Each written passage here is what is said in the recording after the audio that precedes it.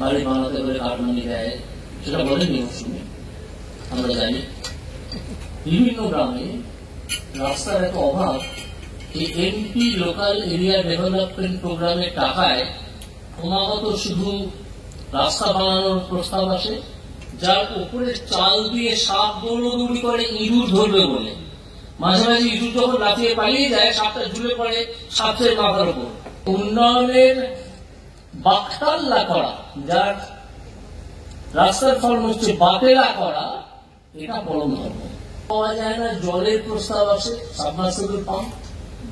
আর একটা স্কুল আছে, আমি নিজে গিয়ে দেখেছি, যার উপরে চাল দিয়ে সাপ দৌড়দৌড়ি করে ইঁদুর ধরবে বলে। মাঝে মাঝে ইঁদুর যখন লাফিয়ে পালিয়ে যায়, সাপটা ঝুলে পড়ে সাপের মাথার উপর। ছাত্র ছাত্রী, আপনারা হাসবেন না, ছাত্র ছাত্রী, শিক্ষক শিক্ষিকা সবাই দৌড়ে স্কুল থেকে বেরিয়ে চলে যান, সেই ঘর থেকে বেরিয়ে চলে যান। আমি নিজে গিয়ে দেখেছি। এই হচ্ছে উন্নয়নের একটা চেহারা। কিন্তু উন্নয়নটা আসলে কি? উন্নয়নের কিছু সাধারণ লক্ষণ আছে, যার অন্যতম হচ্ছে একটা সৎ সরকারি পরিকাঠামো। সৎ সরকারি পরিকাঠামো আমাদের এখানে সৎ সরকারি পরিকাঠামো নিশ্চয়ই আপনারা জানেন, রোজই বোধ করেন। এমএসএমই কথা উঠে এলো, বললেন আমার আগের তার্কিক, যিনি এই উন্নয়ন পরম ধর্ম এটাকে সাপোর্ট করছেন, আমিও সাপোর্ট করছি, কারণ উন্নয়ন পরম ধর্ম এটাকে তো অস্বীকার করা যায় না। আমি শুধু ওটাকে একটু বদলে দিচ্ছি, সেটা হচ্ছে উন্নয়নের বাকতাল্লা করা, যার রাস্তার ফর্ম হচ্ছে বাতেলা করা, এটা পরম ধর্ম। উন্নয়নের বাতেলা করা পরম ধর্ম। এটা আমার অগ্রবর্তী তার্কিক আমাদের তথাগত রায় কিছুটা বলে গেছেন। তো শিক্ষা, স্বাস্থ্য, জেন্ডার ইকুয়ালিটি, অর্থাৎ দুটো লিঙ্গের মধ্যে লিঙ্গ সাম্য, এবং একটা সৎ সরকারি পরিকাঠামো, এই চারটে জিনিস যদি কোনো জায়গায় অনুপস্থিত থাকে, তাহলে তাকে আমরা উন্নয়ন বলতে পারবো না।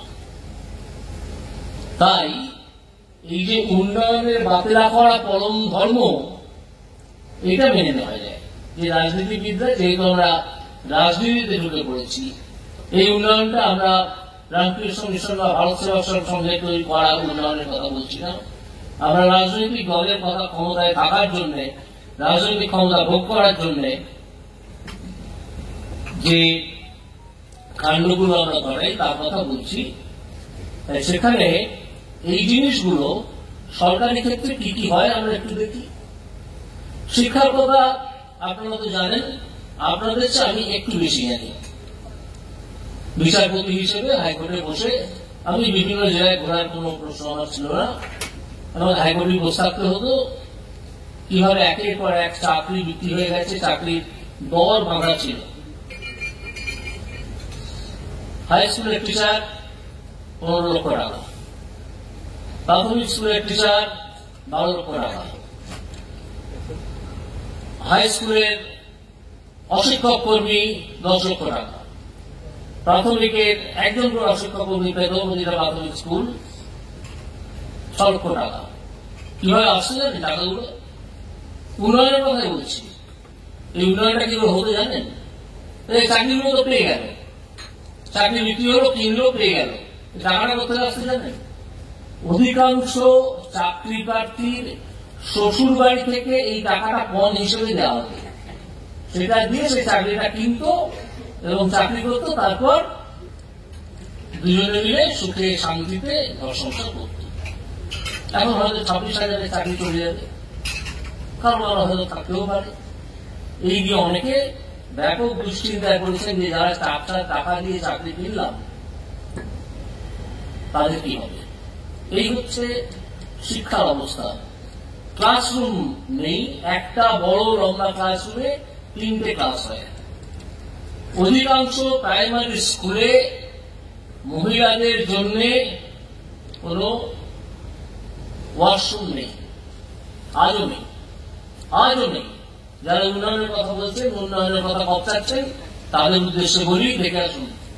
কিছুদিন আগে আমি একটা লোকসভা কমিটিতে অংশগ্রহণ করেছিলাম, সেই কমিটির আমি মেম্বার। আমরা বহু তথ্য দিচ্ছিলেন যে কোথায় কত, সারা ভারতবর্ষে কত উন্নয়ন হয়েছে। আমি